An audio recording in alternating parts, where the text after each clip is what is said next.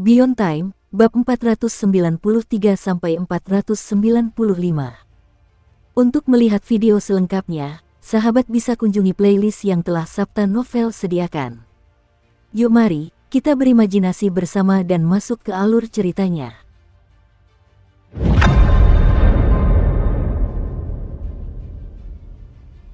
Su Qing turun, diselimuti cahaya fajar. Dia menyerang dengan ganas, tanpa menahan diri sedikit pun. Dia bahkan mengaktifkan istana surgawi Kaisar Hantu, menyebabkan tekanan yang sangat menakutkan dari gunung Kaisar Hantu muncul di atasnya. Tekanan itu tidak menghancurkan dalam serangan, melainkan memancarkan kekuatan yang mengejutkan dari atas. Keberadaannya saja akan menanamkan rasa takut dan terkejut di hati musuh manapun yang tetap bersembunyi atau menyamar, dan akan membuat mereka berpikir dua kali sebelum menyerang. Meskipun Gunung Kaisar Hantu tidak ikut serta dalam pertempuran, kehadirannya juga menyebabkan banyak kultivator non-manusia di bawahnya mulai runtuh. Namun, semua yang terjadi sejauh ini belum cukup mengerikan. Yang benar-benar mengerikan adalah ketika Su Qing melepaskan aura D132, yang menyebabkan semua kultivator penyerang tiba-tiba diliputi aura kesialan. Kemalangan itu langsung terlihat di medan perang dengan cara yang mengerikan. Teknik sihir tiba-tiba melayang ke arah yang salah, dan kecelakaan tak terduga namun fatal mulai terjadi di mana-mana. Seorang kultivator melakukan kesalahan dalam serangannya, mencabik-cabik kultivator di sebelahnya. Kultivator lain tersandung dan jatuh tepat ke dalam genangan racun mematikan. Orang lain sedang melepaskan teknik ketika teknik itu berbalik menyerang dirinya sendiri, membunuhnya. Keheranan menyebar di antara barisan kultivator pemberpan yang menyerang. Beberapa tahanan di antara mereka mengenali Su Qing dan mulai berteriak. Dia seorang sipir penjara. Dia adalah Su yang kejam dari unit D. Ada dua kultivator Naschen Soul yang masih melayang di atas, dan salah satunya adalah makhluk bukan manusia dengan 4 lengan. Sambil menggigil, dia menatap Su Qing lalu berteriak, "Dia Su Qing." Seorang sipir unit C dari divisi pemasyarakatan. Makhluk non-manusia ini adalah seorang tahanan dari unit C, dan sebenarnya pernah berada di distrik Timur 13, yang berada di bawah tanggung jawab Su Qing. Wanita paruh baya itu mengamati Su Qing sekilas. Siapa peduli dengan sipir penjara yang lemah itu? Dia mungkin punya sedikit keahlian, tapi dia tidak bisa melawan kita semua. Front barat dan utara semuanya dalam masalah besar, jadi tidak mungkin ada ahli pedang top di sini sekarang. Mari kita semua bergabung untuk membunuh orang ini. Dia jelas memiliki banyak barang berharga yang akan menjadi milik kita sekarang. Dengan mata yang berkilat penuh niat membunuh, dia melesat ke arah Su Qing. Kultivator berlengan 4 itu menggertakkan giginya, lalu mengikutinya, matanya berkilat ganas. Bahkan saat dia terbang di udara, sebuah baju sirah terbentang di atasnya. Itu adalah manifestasi dari esensi hidupnya, dan sangat kuat. Dari kejauhan, itu menyerupai cangkang kura-kura. Dentuman gemuruh bergema saat kedua kultivator Naschen Soul terbang untuk menghalangi jalan Su Qing. Mata Su Qing menyipit, bahkan sebelum dia tiba di tempat kejadian, dia telah merasakan kehadiran para kultivator Naschen Soul ini. Dia tahu bahwa yang terkuat di antara mereka berada di tahap Naschen Soul menengah. Namun, ancaman terbesar baginya bukanlah ketiga individu ini. Ancaman terbesar datang dari kanopi langit. Terdapat fluktuasi energi yang datang dari atas yang meliputi seluruh medan perang, dan Su Qing dapat merasakan tekanan yang dihasilkan. Saya tidak bisa memastikan apakah itu alat pertanian atau sesuatu yang lain. Mata Su Qing berbinar dingin. Dia mengangkat kaki kanannya, lalu menghentakkannya. Di bawah kakinya, bayangannya berubah menjadi peti mati yang mengelilinginya, lalu menyatu dengannya. Seketika itu, kekuatan tubuh fisiknya mencapai tingkat yang belum pernah terjadi sebelumnya. Tubuh fisiknya telah dibentuk ulang oleh jari dewa, membuatnya berkali-kali lebih kuat dari sebelumnya. Dengan menggabungkan efek itu dengan sihir rahasia penggabungan bayangan, dia dapat melepaskan kekuatan mengerikan yang jauh melampaui level inti emas. Saat makhluk tak manusiawi berlengan 4 itu mendekat dan melepaskan rentetan kemampuan ilahi dan teknik magis, Su Qing sama sekali mengabaikan semua itu. Bergerak jauh lebih cepat daripada lawannya, dia mendekat, mengepalkan tangan kanannya, dan melancarkan pukulan. Pukulan itu mengenai sasaran, dan cangkang kura-kura esensi kehidupan makhluk tak manusia berlengan 4 itu retak di banyak tempat. Makhluk tak manusia itu batuk darah seperti orang gila sambil terguling ke belakang, matanya berbinar-binar karena terkejut. Su King sebenarnya agak terkejut. Berdasarkan penilaiannya, pukulan itu seharusnya sudah cukup untuk membunuh lawannya. Makhluk non-manusia memang memiliki banyak kemampuan bawaan berupa esensi kehidupan, cangkang luar penjahat ini benar-benar keras. Makhluk tak manusiawi berlengan 4 itu mundur, hatinya dipenuhi gelombang keheranan, dan semua organnya gemetar hampir hancur. Dia tahu betul betapa kuatnya cangkang esensi hidupnya, jadi dia tidak akan pernah menduga bahwa satu pukulan saja sudah cukup untuk hampir menghancurkannya. Sebelum dia bisa mengatakan apapun lagi, Su King melangkah maju dan melancarkan pukulan kedua. Sebagai respons, wanita paruh baya dengan wajah menawan di dahinya menerjang untuk ikut campur. Dengan tangan yang bergerak cepat seperti sedang mengucapkan mantra, dia memanggil payung hitam besar yang terbuat dari kabut. Payung itu memiliki banyak sekali wajah menawan yang mendesah menggoda saat payung itu mendekati Su King. Kemudian wajah-wajah menawan itu berubah menjadi ganas saat mereka membuka mulut untuk melahapnya. Wajah Su King tetap tanpa ekspresi. Saat cahaya fajar memancar darinya, dia menghancurkan payung wanita itu, menyebabkan semua wajah jahat itu menjerit saat mereka roboh. Wanita paruh baya itu kemudian terpaksa mundur. Cahaya fajar bagaikan harta karun berharga yang bahkan mampu menahan kekuatan dewa. Baginya, teknik sihir sederhana adalah hal-hal yang dapat dengan mudah dimusnahkan. Itulah salah satu hal yang menakutkan tentang jenis cahaya itu. Semuanya terjadi begitu cepat sehingga, bahkan ketika wajah wanita paruh baya itu berkedut karena terkejut, Su King melesat ke arah makhluk tak manusiawi berlengan 4 yang melarikan diri. Kultivator berlengan 4 itu menggunakan teleportasi kecil untuk mendapatkan jarak. Namun, formasi mantra penekan musuh tidak hanya berlaku untuk Gunung Fajar. Semua orang terpengaruh. Teleportasi tidak bisa menjangkau terlalu jauh, dan karena itu, Su King berhasil memperpendek jarak dan melancarkan serangan tinju lainnya. Saat itu adalah momen krisis yang mematikan, dan ekspresi kultivator berlengan 4 itu menunjukkan kegilaan yang mendalam. Berhenti di tempat, dia berbalik dan menyatukan keempat tangannya menjadi satu kepalan tangan besar untuk menyerang. Adapun spesiesnya, mereka memiliki kemampuan bawaan yang berfokus pada kekuatan tubuh fisik. Dengan kata lain, kartu truf terbesarnya bukanlah teknik sihir, melainkan tubuh fisiknya sendiri. Saat ini, dia mempertaruhkan segalanya, mengerahkan seluruh kekuatannya untuk melawan balik. Bahkan, 2 jiwa baru muncul di belakangnya, semakin memperkuatnya. Namun, tubuh fisiknya pun tidak bisa dibandingkan dengan Su King. Begitulah jauhnya perbedaan mereka. Ketika mereka bertabrakan, tinju makhluk tak manusiawi berlengan 4 itu tidak mampu menahan kekuatan benturan. Dagingnya terkoyak, tulangnya hancur, dan lengannya patah. Saat makhluk tak manusiawi itu terguling ke belakang, efeknya menyebar ke seluruh tubuhnya, dan seluruh tubuhnya meledak. Salah satu jiwa yang baru lahir itu terperangkap dan hancur berkeping-keping. Jiwa yang baru lahir yang tersisa menjerit ketakutan dan melarikan diri ke arah yang berlawanan. Su King hendak mengejar ketika wanita paruh baya itu menggertakkan giginya dan melakukan gerakan mantra dengan kedua tangan. Seketika, wajah menawan di dahinya menjadi kabur dan bertukar tempat dengan wajahnya yang semula. Setelah itu, dia menjadi wanita menawan yang menatap Su King, membuka mulutnya, dan menghembuskan kabut merah. Kabut itu mengandung kerinduan emosional yang kuat, siapapun yang terkena kabut itu akan diserang oleh emosi mereka sendiri, dan tiba-tiba ingin menyerah kepada wanita itu. Inilah teknik yang dia gunakan untuk membuat namanya terkenal. Selama bertahun-tahun, dia telah menggunakannya untuk memperbudak beberapa ahli yang berada di level yang sama dengannya.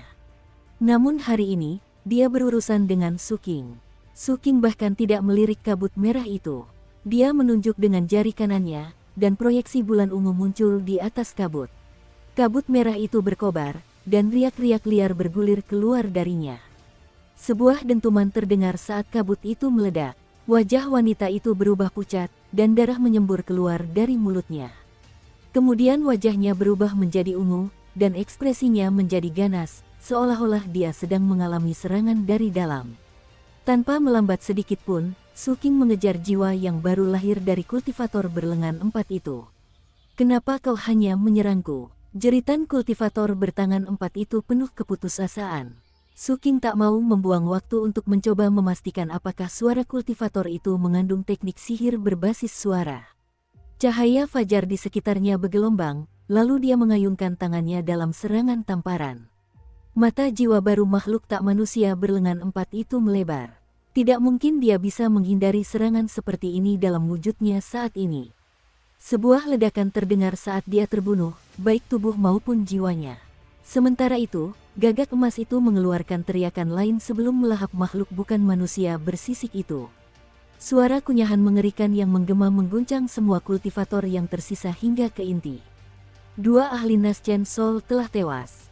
Itu adalah pukulan telak bagi pasukan penyerang sehingga hati para penjahat di sekitarnya hancur. Mereka kehilangan keinginan untuk bertempur dan berpencar ke segala arah. Orang-orang ini pada dasarnya adalah gerombolan yang tidak terorganisir sejak awal, jadi tidak mengherankan sama sekali bahwa mereka dengan cepat kehilangan kemauan untuk bertarung. Terlebih lagi, saat racun Su King menyebar, semakin banyak kultivator yang menjerit kesakitan.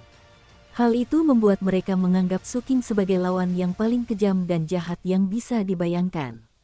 Adapun wanita paruh baya yang telah berusaha tanpa hasil untuk melakukan sesuatu terhadap Su King, dia juga melarikan diri, ekspresinya sangat muram, hatinya ngeri. Dia dapat mengetahui bahwa orang ini bukan berada di tingkat Naschen Soul, melainkan di tingkat Pseudo Naschen Soul. Namun, kemampuan bertarungnya sangat menakutkan dan hampir tidak dapat dipercaya. Bahkan, dia belum pernah bertemu orang seperti ini sepanjang hidupnya. Ning Yan juga hadir di medan perang. Meskipun dia bertarung dengan ganas, ketika dia melihat semua yang dilakukan Su King, dia gemetar.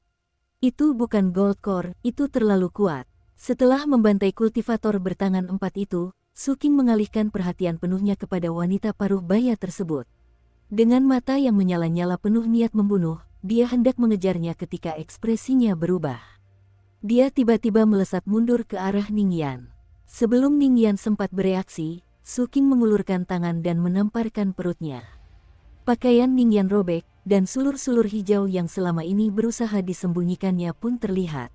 Su King meraihnya. Rahang Ning Yan ternganga. Sementara itu, area yang baru saja ditinggalkan Su King runtuh, dan sebuah tangan hitam muncul entah dari mana.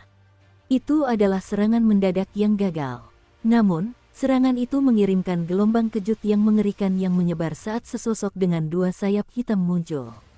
Fluktuasi tahap Naschen Soul akhir menyebar saat sosok itu melesat ke arah Su King, meninggalkan jejak bayangan di belakangnya. Mati. Saat sosok gelap itu mendekat, mata Su King berkilauan dengan cahaya dingin, dan dia menarik sulur-sulur tanaman.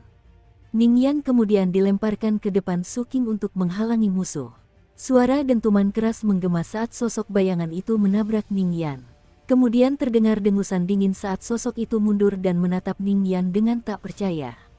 Ning Yan tidak terluka sedikit pun, dan dia sangat terkejut sehingga dia bahkan tidak terpikir untuk mengeluarkan ratapan kesedihan. Dia hanya menatap sulur-sulur yang keluar dari perutnya, lalu mengikuti sulur-sulur itu ke arah Su King. Matanya membelalak, kemudian dia mengeluarkan jeritan yang sangat brutal yang bisa mengguncang langit dan bumi. "Kakau, aku tak percaya itu kau." Su King mengabaikan teriakan tak percaya Ning Yan saat ia secara mental mengeluarkan panggilan, menyebabkan gagak emas terbang ke arahnya. Setengah dari gagak itu menyatu dengan Su King, sementara setengah lainnya tetap di luar, menyebabkan sayap sepanjang 300 meter terbentang dalam tampilan yang mengejutkan. Aura Su King juga meroket, membuatnya berdenyut dengan energi yang mampu melahap gunung dan lautan. Dari kejauhan, gagak emas yang mengelilingi Su King membuatnya tampak seperti reinkarnasi seorang kaisar yang turun ke dunia fana. Ia kini berdenyut dengan kekuatan satu jiwa, 9 istana. Lalu ada fluktuasi tubuh fisiknya, yang juga memancarkan sensasi jiwa yang baru lahir. Dengan itu, dia memiliki kekuatan tempur setara dengan 2 jiwa dan 9 istana. Kekuatan tempur seperti itu sama sekali belum pernah terdengar di level inti emas. Suara gemuruh bergema di mana-mana, dan fluktuasi yang dipancarkan oleh kedua pihak yang bertikai menciptakan gelombang seperti riak yang hanya semakin menyebarkan racun Su King. Para kultivator jahat yang melarikan diri bahkan belum sampai melewati batas Gunung Fajar sebelum mereka tewas. Jeritan mereka bergema di laut jurang. Tanah segera tertutup genangan lumpur hitam. Sebelumnya, Ada lebih dari 1.000 kultivator jahat. Saat ini, hanya tersisa sekitar 40% dari jumlah semula, dan mereka semua tampak ketakutan.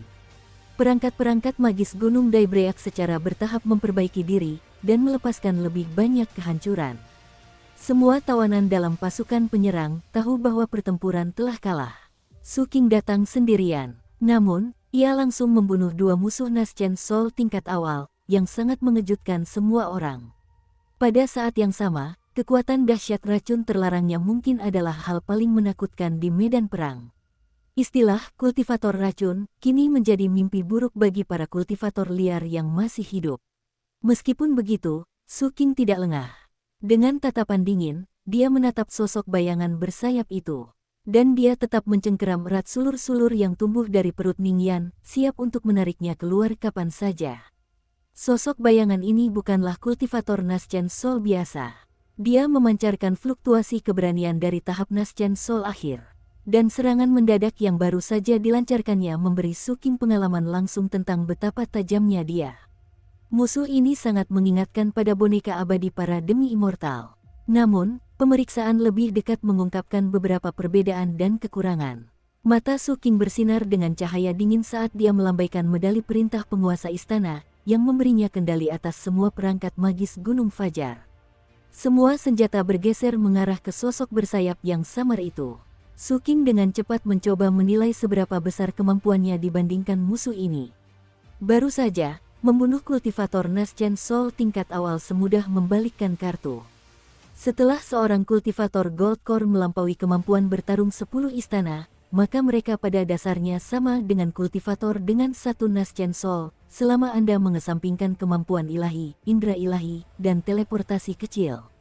Namun Su Qing memiliki sumber kekuatan ilahi, yang dapat digunakan untuk melawan kemampuan ilahi. Dalam hal ancaman indera ilahi, dia dapat melawannya dengan gagak emas tingkat 3 dan sumber kekuatan ilahinya.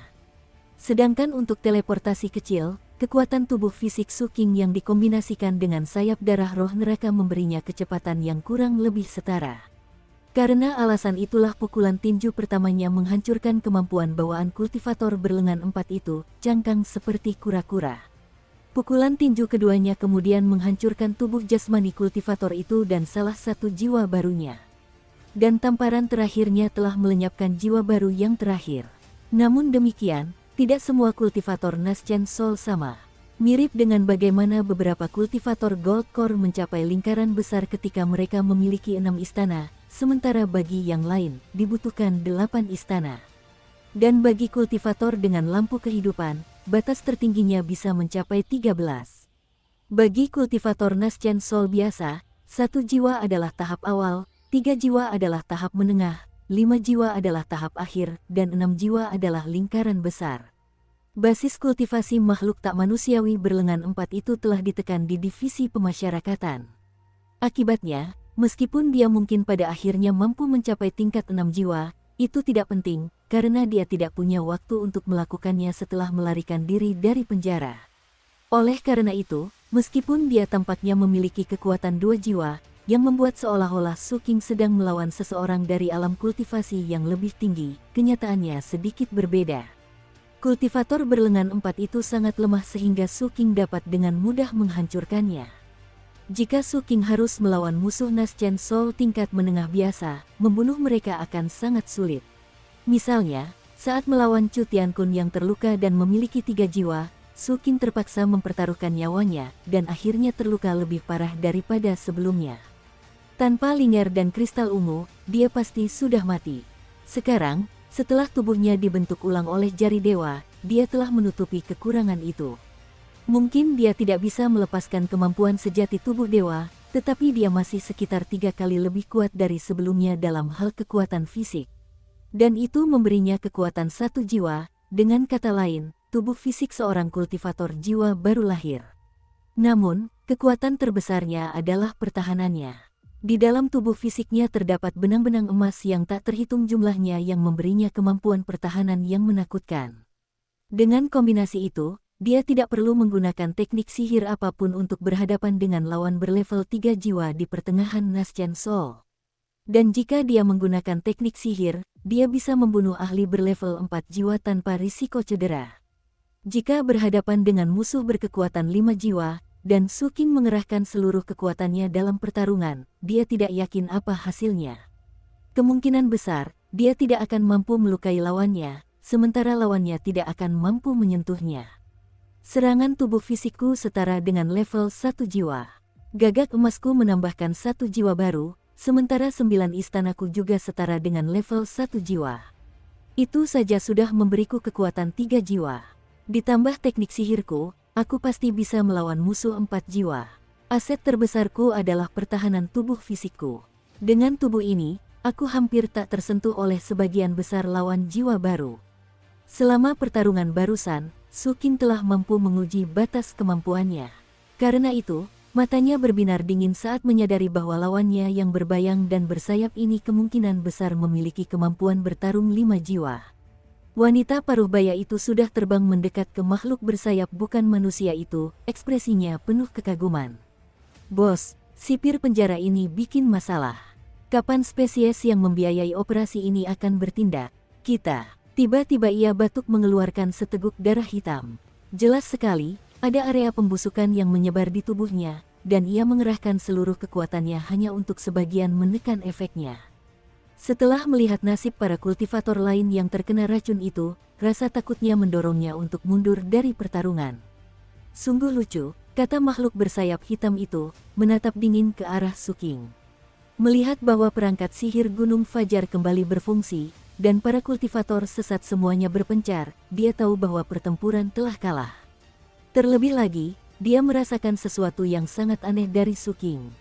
Dia bisa merasakan bahwa tubuh fisik Su King tidak biasa, dan juga bisa merasakan ada sesuatu yang sangat aneh tentang kultivator yang digunakan Su King sebagai senjata. Dan kemudian ada gunung humanoid yang melayang di atas yang memancarkan tekanan yang sangat luar biasa. Akhirnya, ada naga biru kehijauan di awan, mengawasinya. Semua hal ini memberinya firasat buruk, dan itu belum termasuk kabut racun yang menyebar di bawah. Begitu banyak teknik mengerikan. Ditambah lagi dia memiliki Daybreak Light yang membuatnya semakin sulit dihadapi. Lebih buruk lagi, para pengecut yang membiayai operasi ini tidak akan berani bergerak secara terbuka sampai front utara dan barat runtuh. Sampai saat itu, mereka hanya akan bersembunyi seperti tikus. Oleh karena itu, semua pertimbangan ini menyebabkan kewaspadaan makhluk bersayap hitam itu meningkat. Setelah melirik Su King sejenak, ia meraih wanita paruh baya yang hampir pingsan karena racun, lalu berbalik dan melesat ke langit. Sesaat kemudian, ia berubah menjadi titik hitam saat menggunakan teleportasi kecil untuk menghilang. Kepergiannya menandai berakhirnya serangan terhadap Gunung Daybreak. Su King tidak mengejar. Sebaliknya, dia turun dan membawa Ning Yan bersamanya untuk mencari semua kultivator sesat yang tersebar. Dia menyerang dengan ganas dan tanpa ampun. Tak lama kemudian, darah mengalir deras, disertai dengan banyak jeritan kesakitan. Patriark prajurit Vajra Emas dan bayangannya membantu, begitu pula naga biru kehijauan. Barulah setelah semua musuh tewas, Su King mengendalikan semua asetnya, termasuk kabut racun. Kemudian dia menyingkirkan selubung cahaya fajar yang mengelilingi para pendekar pedang. Para pendekar pedang itu semuanya mengalami berbagai luka, tetapi itu tidak mengurangi ekspresi kegembiraan dan ketidakpercayaan mereka. Dan mata mereka penuh dengan rasa hormat saat mereka berjabat tangan dan membungkuk memberi salam kepada Su King. Salam, Sekretaris Jenderal. Pria tua Sun Hai dengan cepat melangkah maju dan membungkuk dalam-dalam. Saya hamba Anda yang rendah hati, Sun Hai. Salam, Sekretaris Jenderal. Dukung terus channel YouTube Sabta Novel. Berkat keributan di antara para tahanan, semua pendekar pedang tahu siapa Su King. Terlebih lagi, Su King juga telah menyampaikan perintah penguasa istana kepada semua pendekar pedang di Kabupaten Penyegelan Laut, memastikan bahwa namanya sudah tersebar luas di antara berbagai pengadilan pendekar pedang. Gelar Sekretaris Jenderalnya jelas menempatkannya pada posisi yang lebih tinggi daripada kebanyakan pendekar pedang biasa, itulah sebabnya mengapa Sun Hai menyebut dirinya sebagai pelayan yang rendah hati. Tentu saja, Sun Hai sangat terkejut. Karena baru saja mencapai tingkat jiwa baru lahir, dia tahu persis seberapa kuat para tawanan musuh. Bahkan hanya 3 makhluk non-manusia tingkat jiwa baru lahir yang menjadi bagian dari serangan awal sudah terlalu sulit untuk dia lawan, dan itu belum termasuk musuh 5 jiwa terakhir yang muncul di menit-menit terakhir. Bagi sebagian besar kultivator tingkat jiwa baru lahir biasa, basis kultivasi 5 jiwa adalah tingkat kekuatan puncak. Seseorang seperti itu akan menjadi inti dari sebagian besar sekte dan organisasi biasa. Secara umum, kultivator terpilih, serta kultivator biasa dengan 3 api dan 6 istana, merupakan mayoritas kultivator dalam sebuah sekte. Setelah orang-orang seperti itu mencapai jiwa Naschen, batas mereka adalah tingkat 6 jiwa. Dengan demikian, masuk akal bahwa kultivator 5 jiwa bukanlah sesuatu yang bisa diremehkan. Namun Su King baru saja membunuh 2 musuh Naschen Soul tingkat awal, dan bahkan berhasil membuat seorang ahli 5 jiwa melarikan diri daripada melawannya. Tingkat kemampuan bertempur seperti itu pada seorang kultivator Gold Core biasa sungguh mengesankan. Penilaian Sun Hai tentang situasi tersebut benar sekali. Seandainya Su King tidak memilih untuk datang memeriksa Gunung Daebreak, maka gunung itu pasti sudah hancur. Meskipun mungkin tampak kebetulan, kenyataannya hal serupa sedang terjadi di seluruh kabupaten penyegelan laut saat ini. Berita tidak sampai kepada kita tepat waktu, kata Sun Hai. Yang kita ketahui hanyalah bahwa, setelah beberapa kekalahan di front utara dan barat, tidak kurang dari 3 pengadilan pendekar pedang jatuh ke tangan spesies pengkhianat yang mendapatkan alat penghancur formasi. Banyak kultivator sesat terlibat dalam peristiwa tersebut. Untungnya, tidak ada sekte manusia yang ikut serta dalam upaya perang yang terlibat. Pasti ada lebih banyak spesies non-manusia yang menjadi bagian dari konspirasi ini, tetapi mereka tidak akan menunjukkan wajah mereka sekarang. Selama umat manusia bertahan kuat di front utara dan barat, mereka tidak akan berani melakukan gerakan terbuka melawan pengadilan pendekar pedang manapun. Tujuan utama mereka jelas. Mereka berharap dapat menyiapkan upeti darah untuk dibayarkan kepada Holidides jika invasi mereka berhasil. Kita hanya bisa berharap umat manusia akhirnya selamat dari cobaan ini. Kemudian kita bisa menghukum mati para makhluk non-manusia yang pengkhianat dan menusuk dari belakang itu. Su King berdiri di sana dengan wajah pendiam. Fajar menyingsing, mengusir kegelapan. Saat matahari menyentuh Gunung Fajar, cahayanya menjadi sangat menyilaukan. Dampak pertempuran tidak mengurangi kemegahan gunung itu, dan cahaya 7 warna tetap seindah biasanya.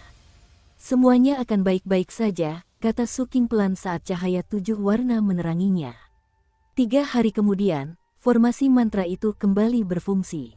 Setelah diaktifkan, Su King meninggalkan Gunung Fajar. Dia datang sendirian, tetapi dalam perjalanan pulang, dia ditemani Ning Yan. Salah satu alasan dia pergi begitu cepat adalah karena dia telah menemukan semua petunjuk yang dibutuhkannya. Alasan lainnya adalah karena dia telah menerima dekrit Dharma dari penguasa istana. Su King, terlepas dari kemajuan penyelidikanmu, aku ingin kau menghentikan semua pekerjaanmu dan kembali ke ibu kota kabupaten untuk menangani beberapa hal terkait perang. Situasi di front barat dan utara sangat kritis. Kita membutuhkan pasukan, dan kita membutuhkan pasokan, segera.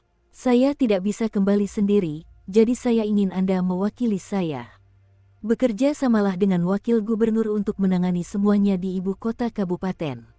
Medali komando yang kuberikan kepadamu akan memberimu wewenang penuh untuk bertindak dengan segenap kekuatanku. Sang penguasa istana terdengar sangat kelelahan. Namun, saat kata-katanya bergema, seberkas cahaya keemasan jatuh dari jaring di atas. Cahaya itu mendarat di medali komando, dan terdengar suara retakan saat medali itu diaktifkan sepenuhnya. Baik, Tuan, jawab Su King dengan muram. Dia tidak menanyakan apapun tentang situasi di medan perang. Dia dapat mengetahui dari dekrit Dharma bahwa situasinya mendesak. Pertempuran pasti telah mencapai titik kritis. Jika tidak, penguasa istana tidak akan membuat pengaturan seperti itu.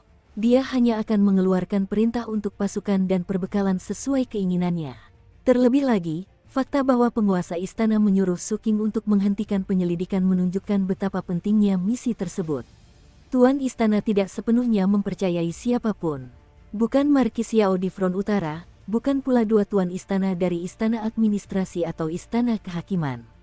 Bahkan bukan pula letnan gubernur. Dia tidak mempercayai siapapun dari mereka. Itulah mengapa dia ingin saya menangani masalah pasukan dan perbekalan. Sepertinya dia mengutusku untuk bekerja sama dengan wakil gubernur, tetapi sebenarnya aku akan mengawasi keadaan. Kemungkinan besar, penguasa istana akan memiliki rencana cadangan lain. Orang lain yang membantunya merasa sangat cemas dengan apa yang sedang terjadi. Su Qing membawa Ningyan dan meninggalkan Gunung Fajar. Untungnya, perjalanan ini tidak sia-sia. Tak lama sebelum pesan dari penguasa istana tiba pada hari ketiga, Su Qing dan Sun Hai menemukan informasi penting. Menanggapi pertanyaan Ningyan, Su Qing menggelengkan kepalanya. Sambil mencengkeram leher Ningyan yang kebingungan, dia melangkah ke portal teleportasi. Cahaya berkilauan mengelilingi mereka, dan mereka menghilang dari istana pendekar pedang. Sesaat kemudian mereka muncul di dekat perbatasan wilayah ibu kota kabupaten, sangat dekat dengan gurun, di salah satu portal teleportasi istana pendekar pedang. Sebuah perisai pertahanan yang berkilauan mengelilingi mereka dan portal tersebut. Istana pendekar pedang mengoperasikan banyak portal teleportasi, dan tidak semuanya berada di kota. Ada beberapa yang terletak di alam liar, dan mereka memiliki perisai pertahanan bawaan untuk membuatnya aman untuk berteleportasi ke sana. Saat mereka muncul, Su Qing mengamati area tersebut dengan waspada. Sebelum pergi, dia telah menggunakan fungsi portal di ujung ibu kota kabupaten untuk memastikan bahwa portal tujuan aman. Namun, memeriksa sekelilingnya adalah naluri yang tidak akan dia abaikan. Setelah memastikan mereka tidak dalam bahaya, dia melangkah keluar dari portal ke batu paving yang ditutupi gulma di seberang. Dia mendongak ke langit. Saat itu masih tengah malam, dan awan menutupi sebagian besar langit. Hujan turun terus-menerus, membawa hawa dingin yang menusuk tulang. Karena tidak ada bangunan besar di daerah itu, tidak ada yang menghalangi angin untuk bertiup terus-menerus menerpa hujan. Angin itu menciptakan suara desiran lembut. Ningyan melihat sekeliling dengan gugup ke hamparan tanah kosong di sekitarnya. "Kakak Su Qing, kemana kita akan pergi?" "Ningyan," kata Su Qing dengan tenang, "saat kita pertama kali tiba di ibu kota kabupaten untuk melapor tugas, disinilah kita berdua pertama kali bertemu." "Hah?" Ningyan awalnya terkejut, tetapi kemudian dia mengangguk setuju. Su Qing terus mengamati awan gelap di atas. "Saat itu, kau ditangkap oleh senior Qingqin. Dan kesanalah kita menuju sekarang. Ke tempat senior Qingqin." Ningyan bergidik. Dia takut pada Su Qing, tetapi dia juga takut pada burung raksasa itu. Bahkan, kejadian di mana burung besar itu seolah berniat memakannya telah membuatnya mengalami mimpi buruk berulang. Dia sudah berusaha memikirkan cara yang bijaksana untuk menghindari membantu Su Qing. Namun kemudian, saat hujan turun dan angin bertiup, Su Qing menoleh dan menatapnya. "Ningyan, masalah ini menyangkut keselamatan 100.000 pendekar pedang di garis depan, serta jutaan kultivator manusia yang bergabung dengan mereka. Nyawa mereka dipertaruhkan. Jika kau bisa membantuku menemukan senior Qingqin, aku akan melaporkan masalah ini kepada penguasa istana dan memastikan kau mendapatkan hadiah besar atas usahamu." "Tapi," kata Ningyan ragu-ragu. "Dan jika tidak," kata Su Qing dengan tenang, "aku akan mengirimmu kembali ke prefektur Fajar untuk reuni singkat dengan bunga iris euforia." Ekspresi wajah Ningyan berubah sangat serius. "Jangan remehkan aku, kakak Su Qing. Karena masalah ini berkaitan dengan Kabupaten Penyegelan Laut secara keseluruhan, maka aku akan melakukan segala yang aku bisa untuk membantu. Saat itu, aku sedang terbang di daerah yang tidak terlalu jauh dari sini ketika aku melihat senior Qingqin. Izinkan aku memimpin jalan, kakak." Dengan ekspresi sangat serius, dia melesat menembus hujan ke udara. Su Qing mengikuti di belakang, wajahnya sama sekali tanpa ekspresi. Tidak butuh waktu lama bagi mereka berdua untuk sampai ke tempat di mana Ningyan mengaku melihat Qingqin. Itu adalah dataran luas tanpa gunung atau pepohonan. Jelas bukan tempat yang cocok untuk bertengger burung besar. Su Qing melihat sekeliling dengan ragu. Ningyan bergidik dalam hati membayangkan Su Qing mengetahui tipu dayanya. "Benar-benar di sini, kakak Su Qing. Aku sedang terbang ketika melihat sesuatu seperti tornado. Lalu, entah dari mana, aku ditangkap." Su Qing menatapnya. Ningyan secara naluriah mengalihkan pandangannya. Su Qing membawa Ningyan hanya untuk meminta bantuannya melacak Qingqin. Dia tidak punya tujuan lain. Tapi sekarang dia merasa telah terlalu berbaik hati.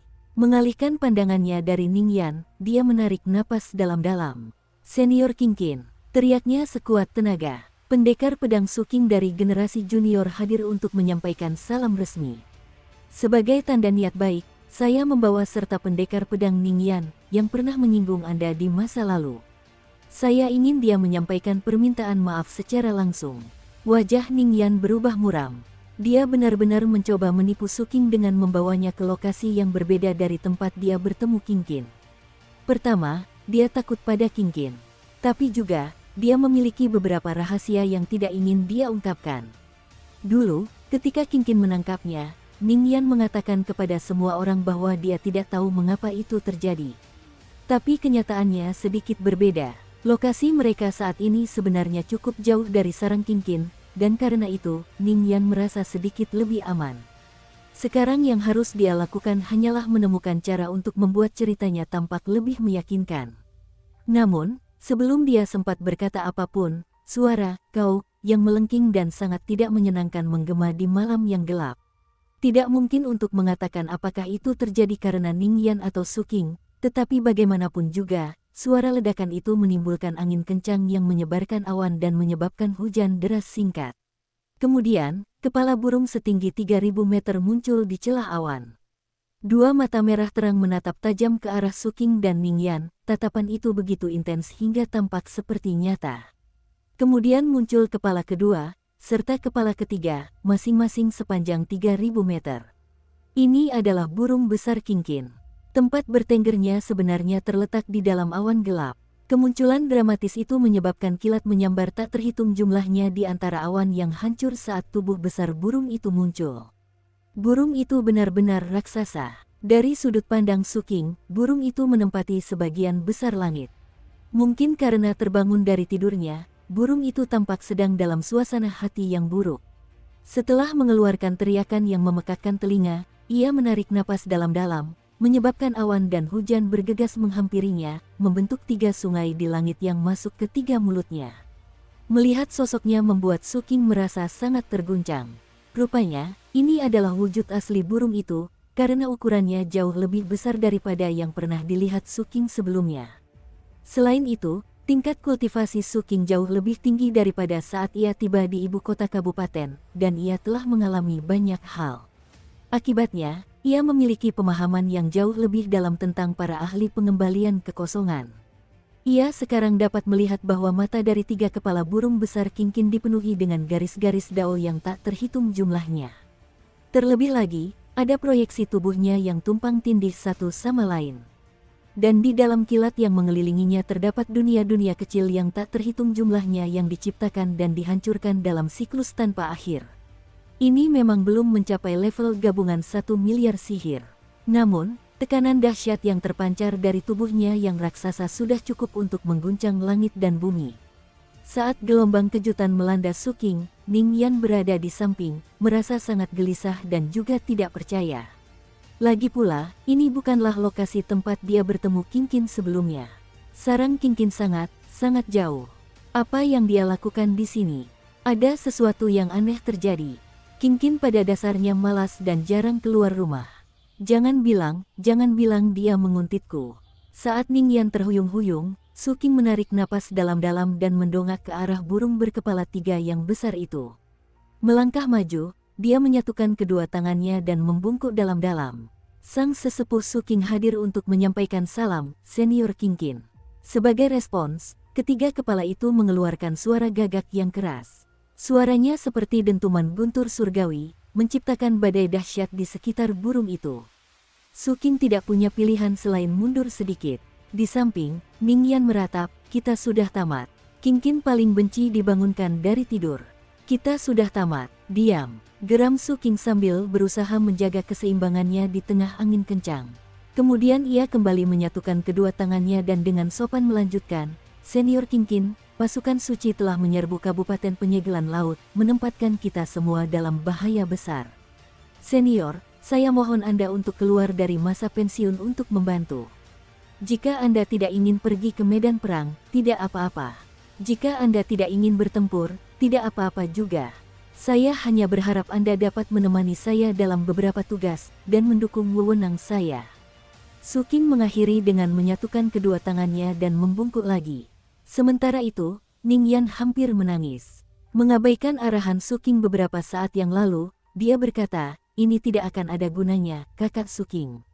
Aku sudah menduga sejak tadi bahwa kau berencana melakukan ini, tetapi kenyataannya adalah meskipun orang-orang mengatakan bahwa leluhur Kingkin adalah pengikut Kaisar kuno Dark Serenity, dan meninggal dalam pertempuran untuknya, kisah itu telah dibumbui selama bertahun-tahun. Yang sebenarnya adalah leluhur Kingkin adalah burung pemangsa ganas yang sebenarnya merupakan saingan Kaisar kuno. Hanya karena keadaan pada saat itu, dan janji yang dibuat oleh Kaisar kuno untuk melindungi keturunan leluhur tersebut, kisah tentang kematiannya dalam pertempuran direkayasa dan disebarkan. Ketika wajah dewa yang hancur tiba, Kaisar kuno meninggalkan daratan kuno yang terhormat, dan dengan demikian tidak memenuhi perjanjian awal. Setelah itu, kesinambungan persahabatan berakhir. Memang benar Kingkin kemudian berteman dengan gubernur sebelumnya. Tapi itu hanya karena gubernur memberikan bantuan penting dalam situasi genting. Setelah gubernur pergi, karma di antara mereka terselesaikan, dan itulah mengapa Kingkin tidak ikut dengannya. Jika Anda membaca sejarah Kabupaten Penyegelan Laut, Anda akan menemukan bahwa meskipun Kingkin tidak bermusuhan terhadap manusia selama 800 tahun terakhir, dia juga tidak ramah. Terlebih lagi, Kingkin memiliki kepribadian yang sangat mudah marah. Itu sudah menjadi pengetahuan umum. Terlebih lagi, leluhur dari garis keturunan binatang mutan kunonya terkenal sebagai burung pemangsa rakus yang memangsa korban dari semua spesies cerdas. Kita mengganggu tidurnya, dan akibatnya, Kingkin jelas sangat marah. Ngomong-ngomong, alasan aku tidak terbunuh ketika dia menangkapku tadi bukan karena tubuhku kuat. Itu karena dia takut dengan garis keturunanku. Ningyan sangat putus asa dan bingung sehingga dia melontarkan semua yang dia ketahui, termasuk beberapa hal yang seharusnya tidak dia ucapkan dengan lantang. Adapun Suking, dia memiliki banyak pertanyaan tentang hal-hal yang baru saja diceritakan Ningyan kepadanya, tetapi sekarang bukanlah waktu yang tepat untuk membahasnya lebih dalam. Dan itu karena tekanan besar sedang menimpanya dari atas. Ketiga kepala Kingkin mencuat dari awan dan menatap mereka berdua dengan tatapan yang sangat ganas. Suking cukup dekat sehingga dia bisa melihat bahwa ketiga kepala ganas itu tidak memiliki bulu. Mereka seluruhnya terbuat dari kulit keriput berwarna magenta. Mereka benar-benar sangat jelek. Mata mereka semuanya merah terang dan dipenuhi rasa jengkel, dan paruh-paruh tajam itu berdenyut dengan tekanan yang mengerikan. Dibandingkan dengan burung yang terbang setinggi 30.000 meter itu, Suking dan Ningyan bagaikan butiran debu. Ningyan dengan putus asa melepaskan kekuatan garis keturunannya, berharap itu akan menyelamatkannya dari bahaya. Jelas, dia tidak bisa mengabaikan apa yang terjadi pada Suking. Suking berusaha mengatur napasnya saat berdiri kaku. Namun, di dalam dirinya, bulan ungu telah terbit dari istana surgawinya, dan dia bersiap untuk berbicara. Tetapi kemudian, tiga kepala Kingkin mengendusnya, dan kejengkelan di matanya menghilang. Kepala yang paling kanan tiba-tiba turun hingga tepat di depan Suking. Kemudian dia mendorong kepalanya ke depan dan dengan lembut menyenggol Suking agar naik ke atasnya. Suking sangat terkejut, mata Ningyan membelalak kaget. Dengan ekspresi benar-benar tak percaya, dia berseru, itu. Ningyan begitu terkejut hingga yang bisa dilakukannya hanyalah tetap di tempat, menatap kosong. Pikirannya benar-benar kacau oleh apa yang dilihatnya. Dia bahkan tidak bisa berpikir. Adegan yang terjadi sungguh menakjubkan hingga menakutkan. Sebenarnya, Ningyan memiliki latar belakang yang sangat misterius. Itulah mengapa dia langsung mengenali semua hal yang Kapten hasilkan di pohon 10 usus. Bahkan, dia tahu banyak hal yang tidak diketahui Suking. Misalnya, dia tahu tentang keganasan Kingkin, dan hubungan rumit burung itu dengan manusia, itulah sebabnya dia mampu menjelaskan semua hal itu kepada Suking. Berdasarkan pemahaman Ningyan, Kingkin tidak akan peduli apakah Kabupaten Penyegelan Laut dikendalikan oleh manusia atau tidak. Itu tidak akan membuat perbedaan baginya. Bahkan jika Holidides akhirnya mengambil alih, mereka tidak akan sembarangan mengganggu Kingkin. Keadaan akan tetap sama seperti sekarang. Oleh karena itu, Ningyan sangat yakin bahwa Kingkin tidak akan setuju untuk membantu Suking. Tapi sekarang, Kingkin yang perkasa dan angkuh itu benar-benar menundukkan kepala kanannya dan membiarkan Suking berdiri di atasnya.